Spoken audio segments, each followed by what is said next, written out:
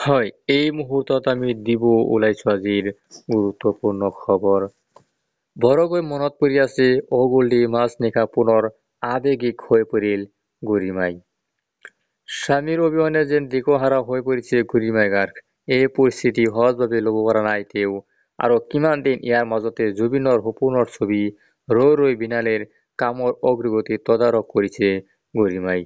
প্ৰতিটো নিশা জুবিনৰ কথা ভাবি আৱেগিক হৈ পৰে তেওঁ।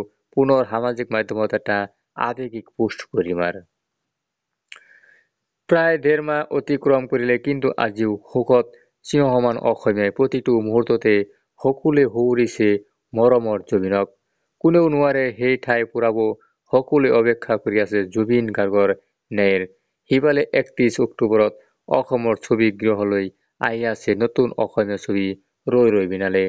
মুক্তিৰ পূৰ্বে ছবিখনে ধুমুহাৰ সৃষ্টি কৰিছে। কিনো এইখন জুবিন গাৰ্গৰ অন্তিমখন ছবি। টিকট মুকলি কৰাৰ পিছতে গঢ়িলে বহু অভিলেখ।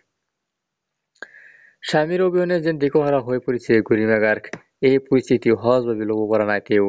আৰু কিমান দিন ইয়াৰ মাজতে জুবিনৰ সপোনৰ ছবি ৰৈ ৰৈ বিনালেৰ কামৰ অগ্ৰগতি তদাৰক কৰিছে গৰিমাই। প্ৰতিটো নিশা জুবিনৰ কথা ভাবি আৱেগিক হৈ পৰে তেওঁ। পুনৰ সামাজিক মাধ্যমত এটা আৱেগিক পোষ্ট গৰিমাৰ। লগতে তেওঁ লিখিছে, তুমি চাগে বহুত ব্যস্ত নহয়নে? তোমাৰ সপোনৰ ছবিখন মুক্তি দিব লাগে। শেষ পৰ্যায়ৰ কাম সকলো নিৰীক্ষণ কৰিব লাগে। বেকগ্ৰাউণ্ড মিউজিকৰ কামটোত যি সন্তুষ্টি নায়েই, ৰিলিজ প্লান চাব লাগে। এইবাৰ নতুন কেইখনমান চহৰ পাৰিলে যোগ দিব লাগিব অসমীয়া চিনেমাৰ পৰিসৰ, তেতিয়াহে বাঢ়িব। কিবা নহয় কিবা এটাতো প্ৰতিখন চিনেমাত ভৰাই নিব লাগিব। আকৌ লিখিছে, ৰক্ষা পোৱা নাই চাগে, সেইকাৰণে এটাও ফোন নাই। ইমান দিনে দৌৰা দৌৰিৰ কোবত লগ দিয়াটোতে সম্ভৱেই হোৱা নাই। একো নাই, মই বুজি পাওঁ নহয়। আৰু মিছন চাইনা ৰিলিজৰ আগত অকণমানি ল'ৰা এটাই কন্দাৰ দৰে চিন্তাতে ফেকুৰি ফেকুৰি কান্দিবা। নাকান্দিবা আকৌ এইবাৰ দে।